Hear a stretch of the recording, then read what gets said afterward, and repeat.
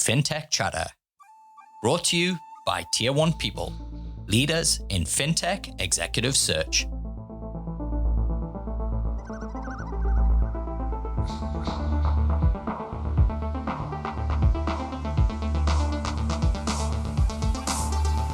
I'm your host, Dexter Cousins, and in episode 117 of Fintech Chatter podcast, I'm joined by Dom Pim, co-founder of Up and Ferocia.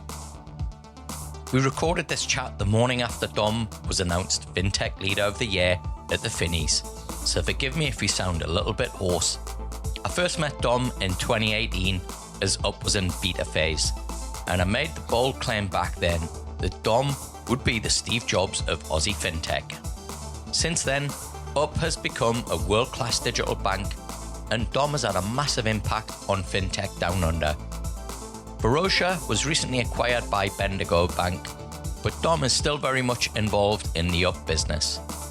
He recently announced his family office, which promises to support the next wave of fintech startups.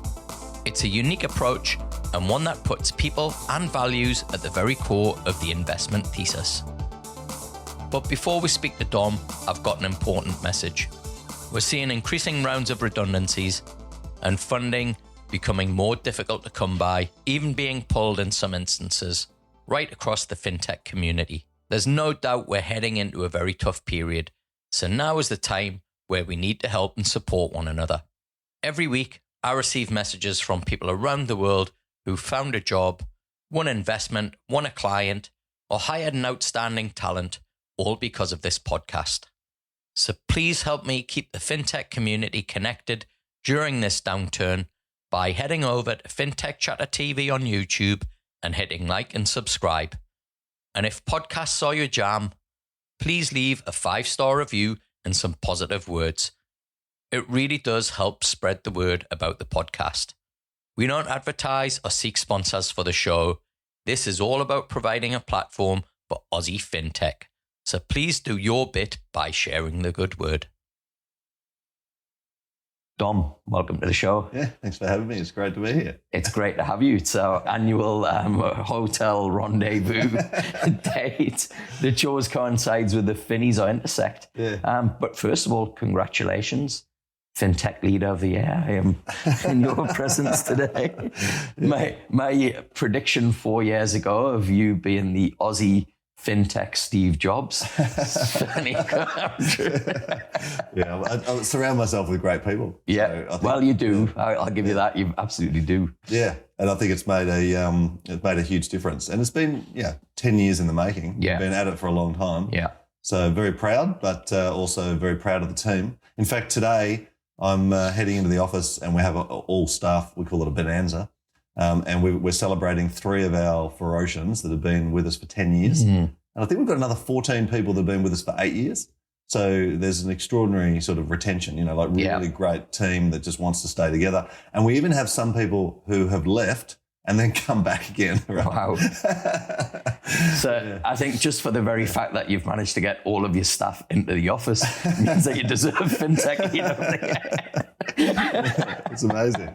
Yeah. Well, Dom, it's great to be with you again. And look, it's been a bit of a wild year since we last spoke. Crazy. I think we were in Melbourne and it seemed like everything was going to be back. And then we went into lockdown again. How's the last 12 months been for Up? Oh, it's been crazy. I mean, I remember when we went to Intersect, it was some little gap between lockdowns. Yeah, it was. It was very fortunate that the event ran. I mean, the pandemic has been horrible for people who have suffered from it and died from it and all that sort of stuff. But what's happened in the fintech space is that the market is booming because everybody's gone digital. Yeah. And it used to be that we had to try and explain to people why having a bank in your mobile phone was awesome. And now there's nothing to explain. People just download the app and away they go. So we're signing up more people per day now than we ever have. Really? Wow. Yeah, it's out of control. And also the team itself is, when we launched 3.5, nearly 4 years ago, we had less than 30 people. And that was one of the things we talked about. Maybe you and I even talked about it, is, having less than 30 people and launching a digital bank. It's amazing. Yeah. But now we're probably 85 people in Ferocia. So it's grown significantly. We had to get a new office just to fit everyone in. Yeah. Have you still got the table in the kitchen? Sure. Yeah, we've got some big tables. Tomo actually, my business partner Tomo, he took some of the tables as a bit of a memento because it feels like there's energy in those tables because where we would sit around and crack bread and eat together. And then we had custom made tables for everyone to work on. And so those old timbers sort of tell a story. Yeah. And the stories they can tell about us building up is amazing. Really. Yeah, I remember the tour of the office and it was like Willy Wonka's chocolate factory. And I think at the time, so this would have been, were you maybe not even a year old, June 2019 it would have been. Yep. And I was in the office and I remember you had the counter and it was at 99,000 something and odd customers and I just missed the ticker to hit the 100,000. Yeah, well, it's over 500,000 now. Wow. So it's been accelerating really quickly, but also, the product set has been expanding. So we're doing a lot more now than we were. Yeah. Well, when we launched, we didn't even have payments and, so now we've got all sorts of things. And then we're moving on this year to launch our first credit product, which will be home loans. Oh, wow. So that's a big scoop. We've been talking about it a little bit, and we didn't want to commit to a specific time frame because of the market conditions and all that sort of stuff, but things are, accelerating at the moment with interest rates changing and, with, I guess, all the different economic pressures that are happening with the markets and everything. So people are really now thinking about, their bank and how they're going to pay for their house and, what do they do for a living and do they have sufficient, equity or do they have sufficient capital? And so I think it's never a bad time to launch a new product, really, to be honest. But I think at the moment, it's quite prescient because what we've been doing is trying to help upsiders save for their first home. Yeah. And there's a lot of people, I don't know that, I can't remember the number, but I think it's over $150 million that people have already saved towards buying a home. And we haven't even launched the product yet. And so has this just been out in beta with it? Well, we put a little, a precursor product, which is the Home Saver. Right. And the Home Saver just sort of provides some education for people about financial wellness and about saving up and putting aside money on a regular sort of daily basis and roundups and all that sort of stuff. And we put that product out a few months back just to help people save up for a home. And we just didn't expect to get such a sort of massive response to it before we actually even have a home loan. So it's pretty cool. As you become more like a bank, and what I mean by that is the product suite, how have you kind of managed not to become a bank, if that makes sense? Yeah. No, it does make sense. I think, so the reason for launching a home loan or any credit product is so that we have products on both sides of the ledger. Yeah. So that then we can generate a margin and then we're literally a real bank. Yeah. Because at the moment we make most of our revenue from our deposits. And it's a very unusual situation where you can actually make money from deposits. That's quite extraordinary. Normally, the deposits would be fueling the lending, and then the lending creates the margin. And so that's where we want to mature to having enough products in the set that we're able to generate our own profitability, our own revenue. And then we're actually, we've grown up. We've got our big boy pants. Yeah, awesome. I think there was also some massive news in this last 12 months as well. Bendigo Bank and Ferocia. Yeah. They're kind of the dream. Was it the dream exit? Can I say that? Or? It was pretty amazing. Yeah. I think it's a good way to characterize it because we've been working with Bendigo for a decade. We have a really good relationship there that we've developed over that time. And we already build their mobile and internet banking. And then we partner with them to do this 50-50 collaboration, this idea of this joint venture sort of thing to do Up. And there was probably some confusion in the market about, whether Ferocia was owned by Bendigo or whatever, but we never were. Like when we started, we maintained all the intellectual property. We built the solution from scratch and we partnered with Bendigo to get access to the core banking system and their banking license. And I reckon it's the best exit ever because what we've been able to do is we were acquired by Bendigo last September. And part of the acquisition was that we agreed with the bank and their executive that we would keep Ferocia completely separate. So the shareholdings changed, but unlike other neobank acquisitions where they get acquired, they get absorbed, they get shut down, all that sort of stuff, we're keeping Ferocia and Up outside of the bank, right? But the bank's just the shareholder now. Yeah. And I think that's a better model that we've sort of architected because it means that we can maintain our sort of independence and our personality. And it's all the same people doing all the same things. And I think that is pretty extraordinary. The only sad part of the whole thing is my business partner of 15 years is now out of the business. And so I've stayed around. He's got an amazing opportunity to have a break now after going so hard for so long. And, it's been a great journey. It's been and obviously culminating in the award last night. I feel like it's recognition for the whole team and the amount of energy and effort that we've put into it. Passion, love, hard work, blood, sweat and tears. It's extraordinary to sort of get here. It's been a real privilege, right, to see it from the beginning, right? It must be, 4 years ago that I first went on the beta, and then I was just blown away by it and kind of just had to become friends with you, right? It was just incredible what you were doing, and what you've shared there about the exit, and you touched on, there's been another similar one. It's kind of groundbreaking what's happened here in Oz. Oh, yeah. Right? If you look at anywhere else in the world, where else have neobanks been absorbed, acquired by major banks, right? Yeah. There's been a few, but like I say, the most famous one is Bank Simple, because they were sort of seen as the first digital bank. Yeah. But it's really sad. I know Josh, and I feel like it's a sad situation and I think he was sad too, like not only when he left the company, but then after it was acquired, things didn't go to plan. And now BBVA have shut it down. Right. It's gone. And it was the pioneer. It was Simple and Monzo were our inspiration for creating Up. Just to see it disappear like that, it's sort of a sad situation. So I think that what we've been able to do with Up, and we've been, we look in Australia, 86400 is another example of an acquisition. But, they've rebranded to Eubank. They've been absorbed into the sort of NAB mothership. It's just a very different way to do an acquisition. And a more traditional way. And I just think it's kind of sad. You lose the personality, you lose the heart and soul of why we created it in the first place. And I think sticking around as a founding team, so it's not just me, like Anson's still there. In fact, we're celebrating today. Anson's one of the people that's been with us for more than 10 years. Wow. And so we're going to be, celebrating the success of the team and the ability for everyone to choose to stay, as one team. And our CEO, Xavier, actually worked with us 14 years ago, and then, before Ferocia was even created at our last startup. And then he moved to San Francisco, went to Square, just a small company with Jack Dorsey, Square, built this $100 billion company. And then he came back and joined us sort of in retirement, saying he was just going to do a little bit of tinkering, a bit of development.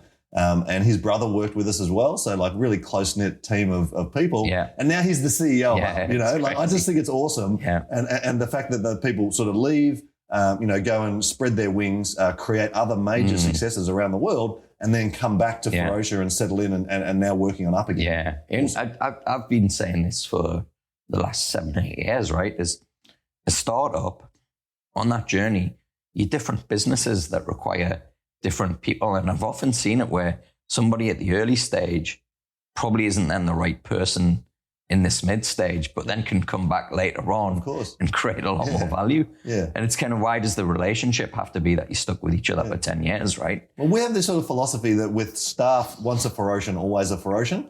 So we even list every single past staff member on the front page of our website. So for us, that sort of feeling of belonging, that sort of family feeling is really important. But we also treat our customers that way. So the idea is that if you're an upsider, you're an upsider for life, and you can go and do something else. But we want to make the offboarding process and then the reboarding process just as awesome as the onboarding process, right? Why not? Like, you create a community, you put your heart and soul into it for a decade. Like, you want to leverage that. You want to take advantage of that. And I think for the customers that make the commitment to join the upside and to move over their banking from wherever they are, or to just even try Up and have Up alongside their other banks or whatever, that level of commitment to us is extraordinary. And we want to value that and we want to reward that. So for us, whether you're a staff member or whether you're a customer, having that sort of carousel where you can leave, you can be part of it. You might, for example, use Up while you're at home with your parents. You might go off overseas and use a different bank. You might come back, you're at university, go back to Up. I think that's the future. Like, the future is companies providing services, providing value, and people throughout their lifetime being able to have it on tap and use that service when they need it, when it's valuable for their life, help them out with financial well-being, help them out with when they're in a shared house, help them save for a home. but you don't have to be their only bank, and you don't have to be their bank for their whole life. Yeah. You know? Yeah. So I think it's a different way of thinking about it. Yeah, look, absolutely. Now, you talked about family there, kind of nice little lead in to the other thing that I wanted to talk to you about, which is you've created a family office investment fund. And look,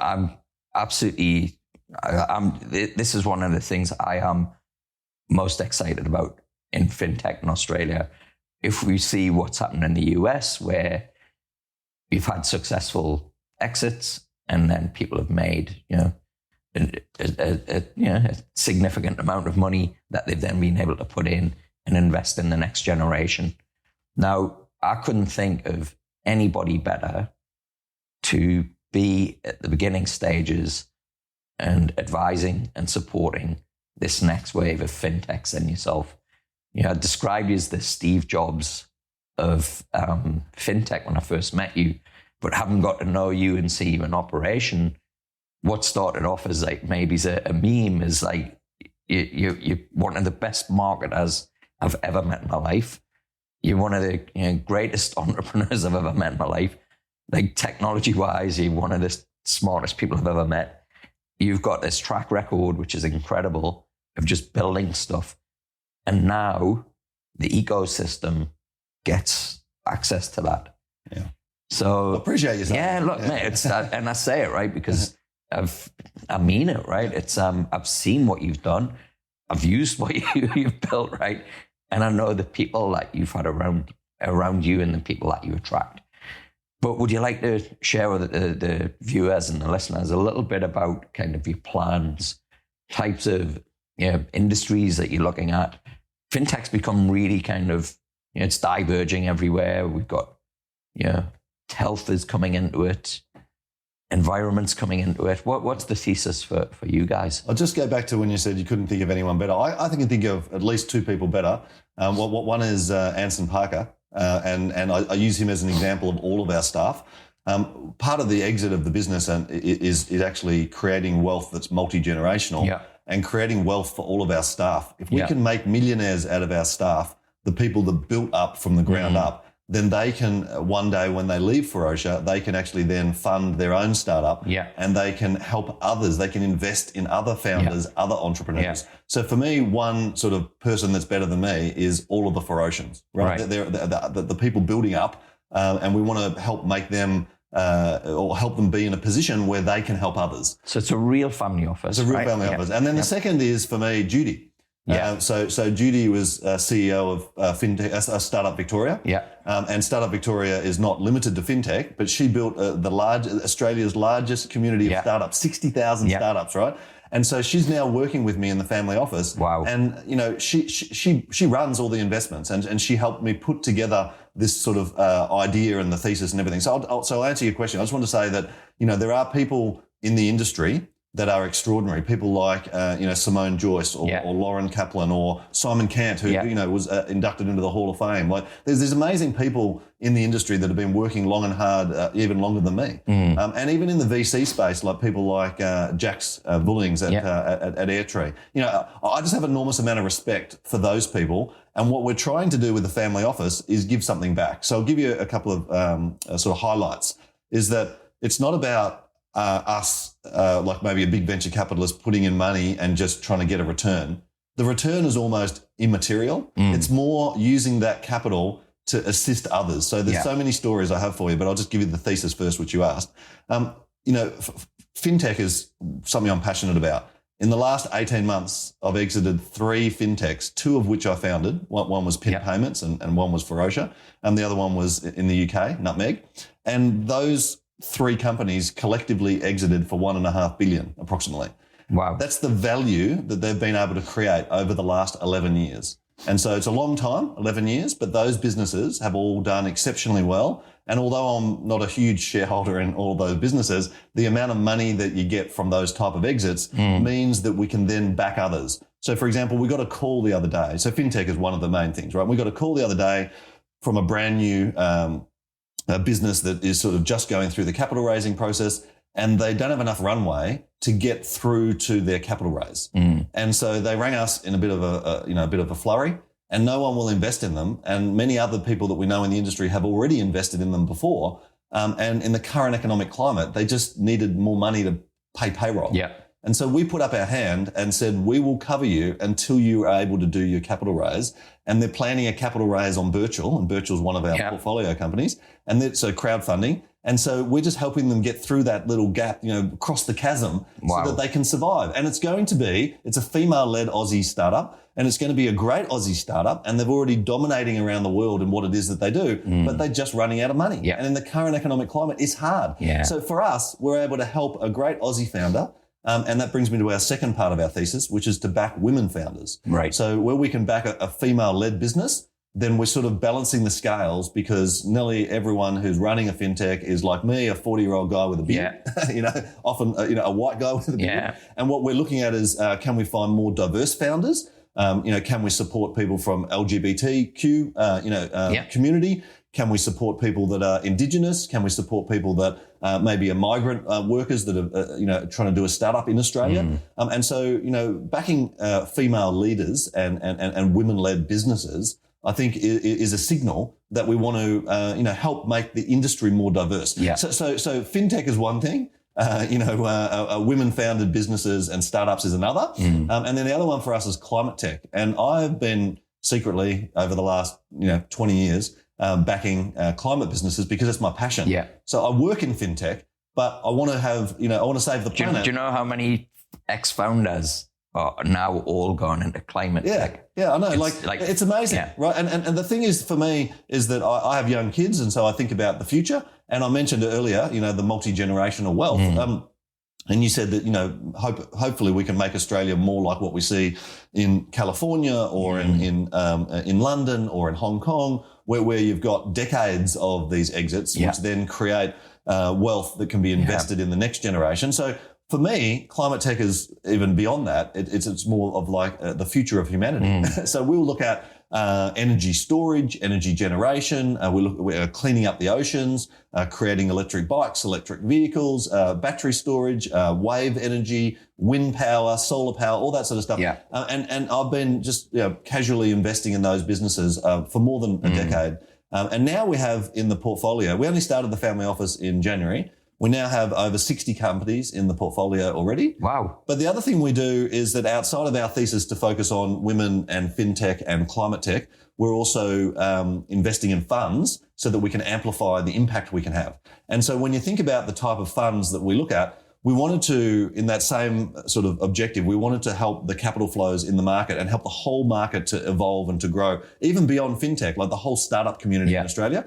And so, of course, we're interested in backing Airtree and Blackbird and Square Peg, like the big guys, which we do. But we're also interested in the university innovation funds and the venture capital funds that are spun out of that. We're interested in the seed capital, private equity, alternatives. So we work with, Matt Allen at Tractor and, we've invested pretty heavily in the businesses that are offering alternative finance as well as the funds that are doing that. So sitting here today, we have probably more than 20 funds, definitely more than a dozen, but probably 20 or so, that we back as well. And what that does is that increases the breadth of the impact that little old Dom can have, right? Yeah. Like, so I sit on many boards, in Fintech Australia board. I do mentoring and advisory and all that sort of stuff, but I can't replicate myself. Yeah. And so I came across Judy. We teamed up and now there's two of us. But even the two of us, we can't do it all, right? Yeah. So what we're able to do is by teaming up with those other funds and those other businesses and those other alternative ways to make sort of fintech and startups more awesome, then we can sort of amplify our impact. And that's really what it's about. Yeah. So that's a pretty big family. Oh, we started a foundation too. So for people in need, and we've got our first foundation member. The idea was to help direct family members. So like people that I'm directly related to who need assistance in their life. And then beyond direct family members, I want to help Ferocians because they've helped me. Yep. And then beyond Ferocians, I want to help Upsiders because Upsiders are our bigger family. And then beyond that, we want to help people in the industry. And then we're, as I said, looking at people from more diverse backgrounds and people in need. And so that's a, multi-generational strategy. And I hope that my kids will want to, follow through and continue with that. So started the foundation, started the family office, investing in all these amazing businesses. And I'll just say one other thing, in an overview that, the type of businesses that we've backed, other than companies that I've started, like Ferocia and Up and Pin, other companies that you might have heard of, just small ones like, Square or Afterpay or, there's all sorts of companies that, PayPal and Tesla and Google and Microsoft and all the sort of big public companies, but then also these smaller startups that you might not have heard of that are emerging. So organizations like Cash Invest or Zepto, and where fintech and climate change sort of smash together and intersect. We've just recently helped close a round for a company in the UK called Green Growth. Oh, yeah. And they came out to Australia and did the startup boot camp. And so I'm mentoring them and I meet them every week or every fortnight. And we try and help them and assist them in growing their business. Yeah. But it hits multiple areas. So you got fintech on the one hand, and then you got climate tech on the other. Like, it's awesome. We had Brian on the show, maybe it's about 2 months back, and he mentioned these guys. Yeah. And look, I mean, the conversation that Brian and I had was exactly this, right? It's I remember going to Singapore for the FinTech Festival at the end of 2019, and it blew my mind because I seen that FinTech was like, it was kind of the foundation or the bedrock for everything else in society. Yeah. All the problems that we've got. Internet of Things, logistics. It was like that was underpinning it all. And it was great chatting with Brian because their research was basically everything that I'm seeing now, particularly having invited a lot more early stage startups on the show. We're seeing that people are solving real problems. Yeah. Whereas last year, Dom, it was heartbreaking. Everybody's doing a buy now, pay later for home loans, recruitment fees. Now we're seeing, I think, real problems being tackled. And what's also really encouraging is, a lot of these businesses, they're actually getting a product in the hands of customers before then going and asking strangers for money, right? Yeah. And I think it's great that if you've got somebody who's got an idea where it's got customers that can go to you and say, hey, what do you think? It's kind of extraordinary. It is, yeah. Yeah. Startup Bootcamp is actually a great example, right? So I met Brian some years ago, and he asked me if I could come along and talk to the cohort. And so I went down, maybe it was at Stone and Chalk or something like that. And I went down and I spoke to the cohort. And then Brian said, hey, we're launching a fund. Are you interested? So I invested in the fund. And then he said, can you come along and mentor some of the startups? So then I'll mentor the startups. And then now they're launching a new fund, which is the new Sustainable FinTech Fund, which brings together the climate tech and the fintech. And so we're a substantial investor in that fund. And so then they were looking for a new office because they're growing. And so now we've moved Startup Bootcamp into the Up office. So we're actually sharing an office with Ferocia, right? So that journey is like maybe 5 years or more. And you can see how the relationship with Brian and others, Trevor and others, has evolved over that time. And I've been able to help them through mentorship, through my time. I've been able to help them through, small investments in their early stage funds. I've then been able to directly invest in businesses that have come out of it, like Green Growth, for example. Yep. And then I've been able to, even find them a new office. So I think that it's not just about money. Yeah. It's about actually giving a shit about the industry and helping people. Like these are people who have put their life on the line, especially the founders, the entrepreneurs, and they're risking something to try and create a better world. I want to help those people however we can. So that's why we created this. And I think that's what you've shared there is what makes the Aussie fintech industry and community unique. In my eyes anyway.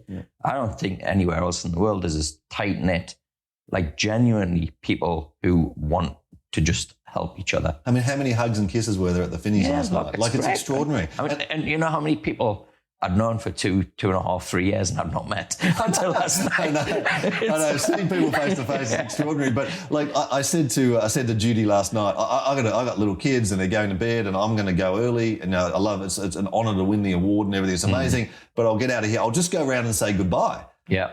About 4 hours later, I was going to say, going around talking to each other at 11 p.m. You know what I mean? Like it was just so amazing. And I think that community, I mean, I was replying to text messages and social media and everything, and everyone saying congratulations or whatever. And there were hundreds and hundreds of messages to the point where there were so many, I had to put my phone down because I just wanted to see all these people face to face in real life. So I think that community, and I talked to Judy about because she's been a big part of building that community. Yeah. I think that community is not only heartwarming, but it's also relatively unique. It's hard to find and it's grown so much. Like it's hard to find a community anywhere else in the world that is that close knit. Yeah. I mean, you and me talking about this sort of stuff and getting together our annual event in your hotel room. I mean, our relationship has developed, right? Yeah. And then I can help you find people for other fintechs. Yeah. And then you can call me and say, I've got this great person. Do you know what we can do with them? So I just feel like those relationships and helping each other is how we create the success. Yeah, and look, I think what kind of underpins it, right, is this really strong values set, which as people can tell, right, I'm not Aussie. Actually, I turned 18-year-old Aussie next week, and it all began here in Melbourne.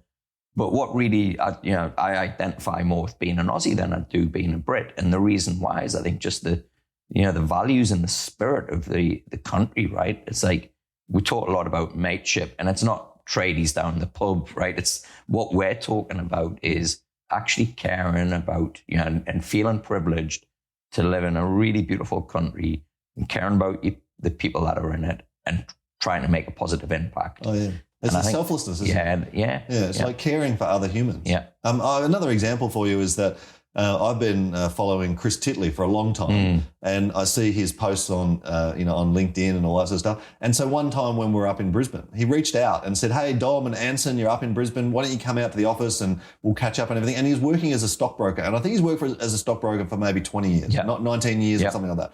And so we went out and we saw him at his office, and then he introduced us to other startups and other founders and other entrepreneurs. And then over the years, he came down to Melbourne and he did a podcast out of our office. And then next time we were in Brisbane, I visited him again and took Anson up with me again and all that. And so we just developed this relationship. And then one day he sort of rang me and said, love to do another podcast and everything. And I think he'd done hundreds by this stage, And I said, so what are you doing? You're doing this stuff full time? And he's like, no, I'm just doing it on the side. It's just a hobby. I said, what would it take for you to quit your job and do this full time and amplify the content channels for every startup in Australia? And he said, to take, X amount of money and I'd need to quit my job and do it full time and build a team. And I said, okay, let's do it. Cool. So we've just announced a new joint venture with Chris Titley, Sub 11. And it means that he can quit his job and follow his passion. And we can actually help every startup in Australia that we get. And look, I've seen the impact of my podcast, right? That's amazing. I've got, we're listened to in 40 countries. Yeah, I've got clients who call me who say, hey, we just want to thank you. We've just hired a country GM in Sweden because he listened to the podcast. Yeah, awesome. And was like, hey, you guys rock. Well, I'll tell you what else is that when people ring me up and say, or they ring up the PR company or whatever, and they say, we want to interview Dom, they go and read the blog post on your website, or they go and listen to the podcast. Because, the people, the caliber of the founders and entrepreneurs that you have interviewed over the years, it's extraordinary. Yeah. It's like, it's the who's who and all the Finnies interviews and all the, it's just amazing. Like that is the sort of content that can help this industry evolve. Oh, look, absolutely. Right. And it's, the great thing is for my business, I've never had to make a sales call in 3 years, right? I go last night and even though people I don't know who I am. Yeah, it's amazing. And so I think it's, when you've, and this is the thing that really strikes me and what I love seeing with these early stage startups, somebody who won an award yesterday, one guy, right, who's had a big impact on the industry, right, and he won Professional Services Award. And I remember giving that guy advice 4 years ago. So if you're listening and you're watching, well, good on you, mate. But it's that kind of virtuous circle, right? Like all ships rise with the tide. Yeah. And I think we're going to need that more than ever because I think the period that we're coming into, it's going to be challenging. Tighten your belts. Yeah. I feel like the economic environment, it's cyclical, right? So it goes up and down all the time.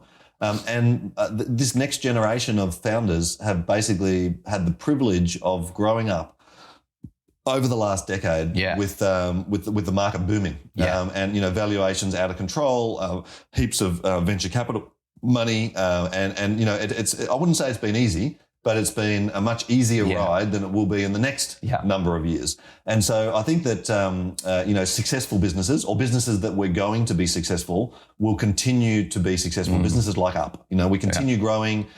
We continue innovating. I think that's just the way it is. The businesses that were probably always going to fail are now not going to be able to get the capital, or are now not going to be able to hire the right people, or are now not going to be able to scale. And I think that there's going to be casualties of war. And the economic. I think climate, consolidation is the term we're all using. But I agree with you. It is going to be. I think it's going to be. A little bit more. What I'm saying is that's why the people that are being successful in the last 10 years need to give back. Because I know that I can help those founders that are now going through the tough times. That are now suffering to help their businesses to survive. The example I gave before. Exactly. So that's why I feel like, I'd like to see more of the successful fintech founders that have gone and built a great business, that have, created value, that have built a community, that have, employed hundreds of people, maybe even thousands of people, depending on how big their business is. I'd like to see them doing more for the ground roots, the grassroots sort of community, and just to help perpetuate that and then create it so that, I've been doing it for 25 years. So I know a lot of the people, and the people have changed and people have retired and new people have come in. But I'd love to see the next lot of people, getting involved so that we can just keep growing. Because I heard someone say, might have been the minister last night in the introduction, saying that, when we sort of look back 10 years or whatever, we had a handful of fintechs.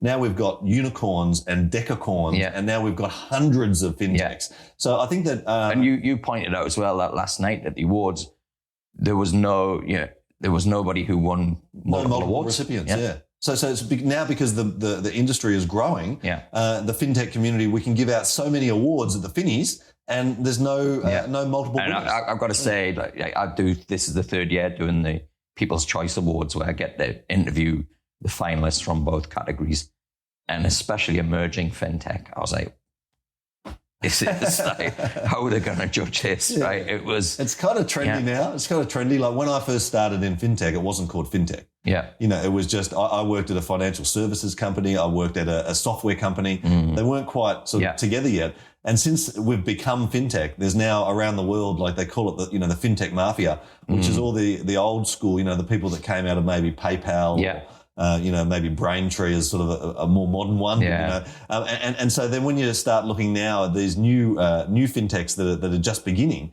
and you look at the challenges that they have ahead of them, I just want to bring everyone closer together and leverage the power of the community. And look, and this is why I wanted to get you on the show, is because I think if we are going to kind of follow that UK or Silicon Valley, where we do get the opportunity to give back, the one thing I'd like to see is that maybe the VC model itself changes here, because we've seen that it doesn't necessarily, the things that you're trying to tackle doesn't tackle diversity. We've seen, the numbers around funding for females. I mean, it's just shocking, right? And to solve those problems, you need to have a different approach. Not a growth at all costs. Not no power laws. No power laws. I mean, we do co-invest with venture capitalists, and we invest in the VC firms. So I kind of feel like it's almost like a bet each way, in the sense that we try to reach scale, but what we try to do with our time is that we try to mentor, advise, assist. We do a lot of introductions. Like we met someone the other day, and they're working for, I won't say who it is, but they're working for a large corporate. And they just got their walking order. They got their marching notice. and so we had scheduled the phone call, the Zoom, a month ago. And when we jumped on yesterday, instead of talking about the opportunities with that company, we started talking about who can we introduce them to, like yourself, to find another executive position, to start their own startup, to find capital, to build a team. And so the conversation changes because of the economic climate. So I think where we can use our network and our experience and that leverage that community to help others to get started, or to help others to grow, or to help other, to help with diversity. They're the sort of things that I think make a difference. And look, you mentioned Cash as one of the companies. I've known Caleb since he started, right? Met him 4 years ago at meetups, and his original idea of it being a neobank, and then it pivoted. And it's really important that we have people around, right? Because the story that he's got, three of the finalists in emerging fintech had all done that pivot, right? Of trying to go B2C and realizing that, hey, it's really hard. There's not a big enough market. I go B2B. And then they get some real fast traction. And so that's the other thing with the podcast is, as I talk to this next wave, They're saying, I've been listening to your podcast for 2 years and I'm not doing it this way or this way or this way. I'm going to, right? Yeah. And so we've got this archive of knowledge, right? That just gets, it just keeps growing and growing. Yeah, it's amazing. Yeah. I love your work, Dexter. Mate, I love yours too. That's why we do it in a hotel room. Well, Dom, it's been great to have you on the show. Look, if there's people listening who have an idea, they've got a startup, they want, value investors like yourself, what's the best way for them to reach out? Yeah, just reach out on social media. My mobile phone number's on the front page of the website. Is Judy open? And Judy, Judy's in charge. She runs it all for me. Super impressive. She's amazing. Super impressive. So look, just feel free to reach out and we help as many people as we can. Awesome. And by the way, where we can't help directly, we introduce to others that can. Yeah, brilliant. Dom, thanks so much for joining me. Great to see you. Yeah, good to see you. Cheers. And you can connect with me, Dexter Cousins, on LinkedIn and Twitter. Thanks for listening. If you enjoyed today's show, remember to press follow on your favorite podcast player and please consider leaving us a review. It really does help me in bringing in great guests and help fintech fans like you discover the show. Fintech Chatter is presented by Tier 1 People, leaders in fintech executive search. We'll help you launch, scale, and innovate by delivering world-class talent. And you can find out more at tier1people.com. Until the next episode, stay safe